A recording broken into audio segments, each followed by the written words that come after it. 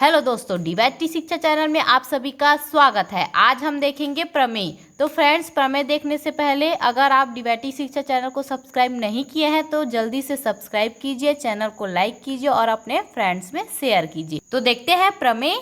मान लो L1 join meet तथा L2 join meet दो जालक है तथा मान लो L is equal to L1 into L2 है, तब L द्विचर संक्रियाओं ज्वाइन और मीट के अधीन जालक है, जो मतलब कि L निम्न प्रकार से परिभाषित है।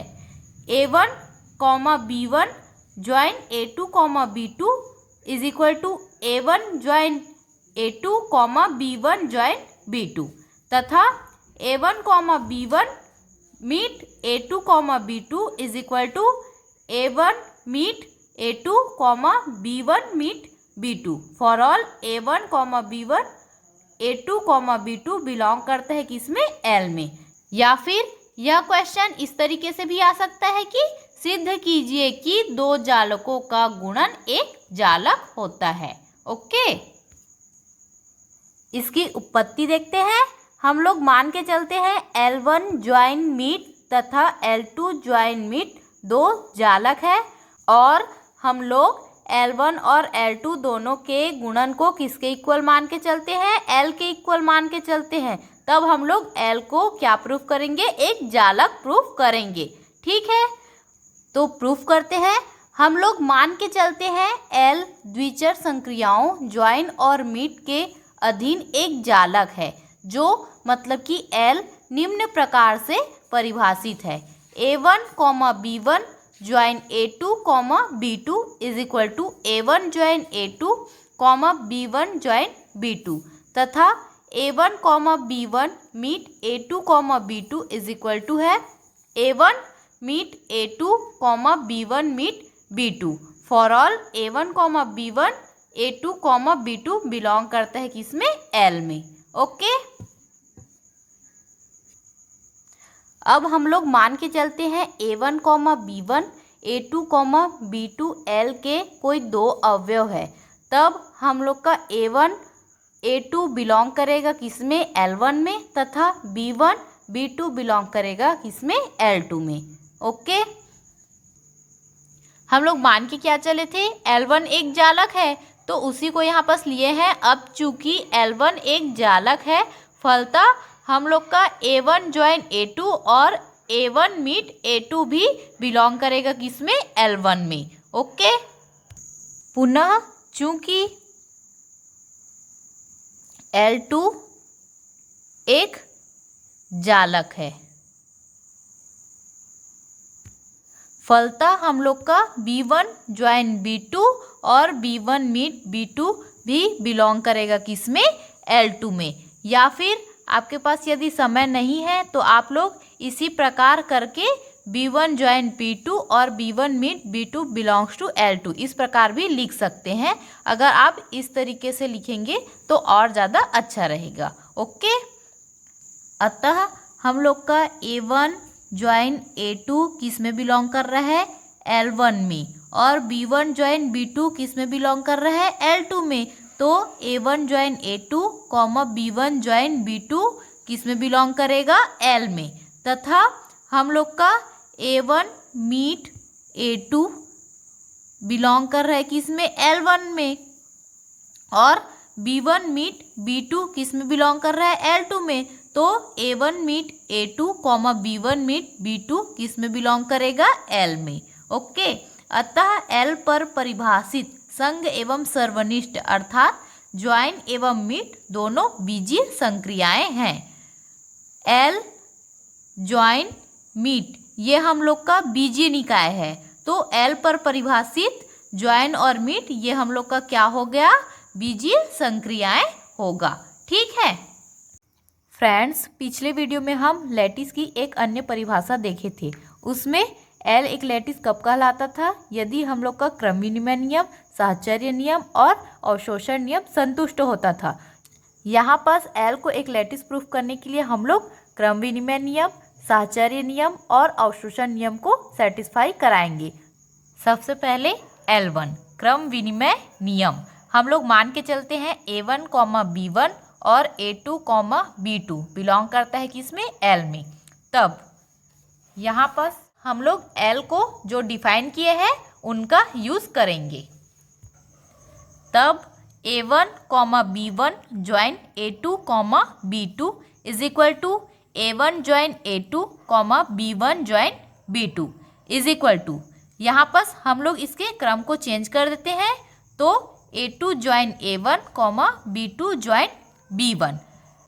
यहाँ पर हम लोग इसके क्रम को चेंज कैसे कर पाए हैं, क्योंकि L1 और L2 दोनों जालक है, इसलिए यह क्रम विनिमय नियम, साहचर्य नियम और अवशोषण नियम को संतुष्ट करेगा। और यहाँ पर A1 A2 दोनों L1 के अवयव है और B1 B2 दोनों L2 के अवयव है, इसलिए यहाँ पर हम लोग क्रम विनिमय नियम का यूज करके यहाँ पर इसके क्रम को चेंज किए हैं। ओके, यहाँ पर हम लोग L की डेफिनेशन का यूज करेंगे।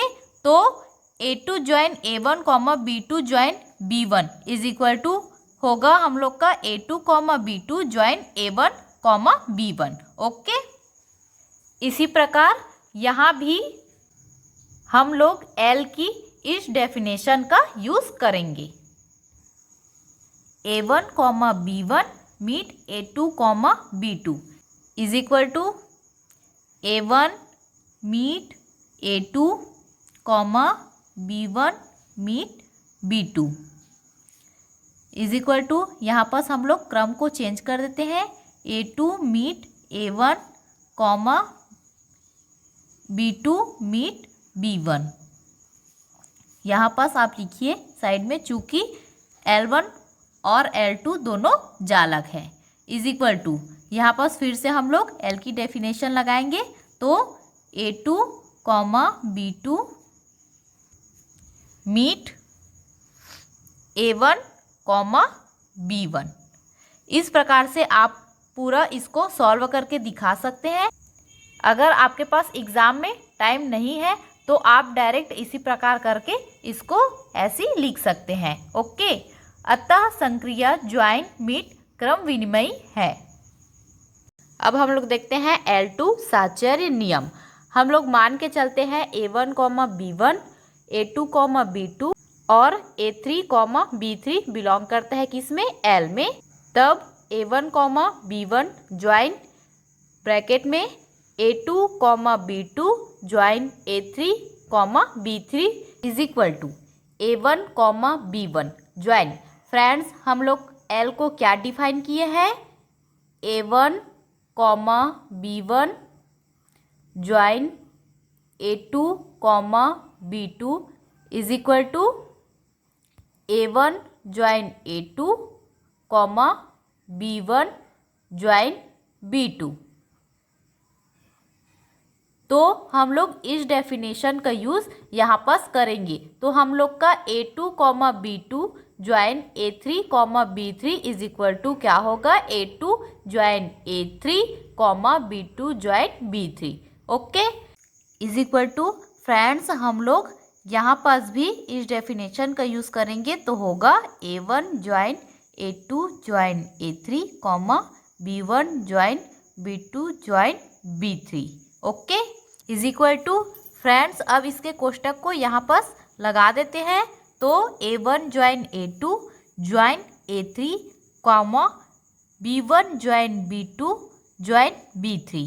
ये हम लोग इसके कोष्टक को यहाँ पर क्यों लगा पाए हैं, क्योंकि L1 और L2 दोनों जालक है, और ये दोनों जालक है तो ये साहचर्य नियम को भी सेटिस्फाई करेगा। और A1 A2 A3 तीनों किसके एलिमेंट है, L1 के एलिमेंट है, और B1 B2 B3 ये तीनों किसके एलिमेंट है, L2 के एलिमेंट है। और ये दोनों साहचर्य नियम को सेटिस्फाई कर रहे हैं, क्योंकि L1 और L2 दोनों जालक है। इस कारण से हम लोग इसके कोष्टक को यहाँ पर लगा पाए हैं। ठीक है, इज इक्वल टू, यहाँ पर भी हम लोग L की डेफिनेशन का यूज़ करेंगे।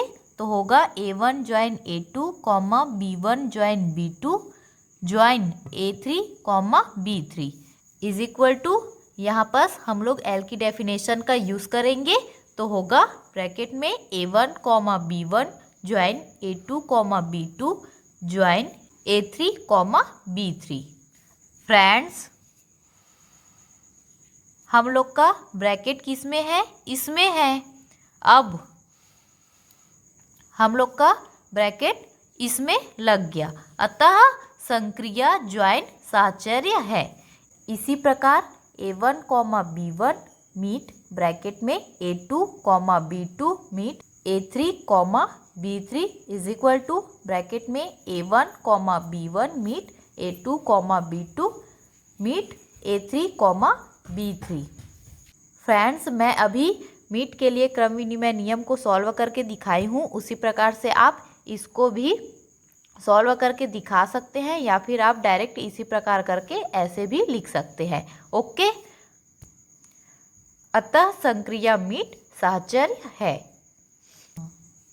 अब देखते हैं L3 अवशोषण नियम। हम लोग मान के चलते हैं A1, B1 और A2, B2 बिलोंग करता है L में, तब A1, B1 ज्वाइन ब्रैकेट में A1, B1 meet A2, B2 is equal to, यहाँ पर हम लोग इज इक्वल टू में क्या लेकर आएंगे? यहाँ पर हम लोग का दो ऑपरेशन है, ज्वाइन का, मीट का, और A1, B1 और A1, B1 दोनों सेम है और पास में है, तो हम लोग इज इक्वल टू में क्या लेकर आएंगे? A1, B1।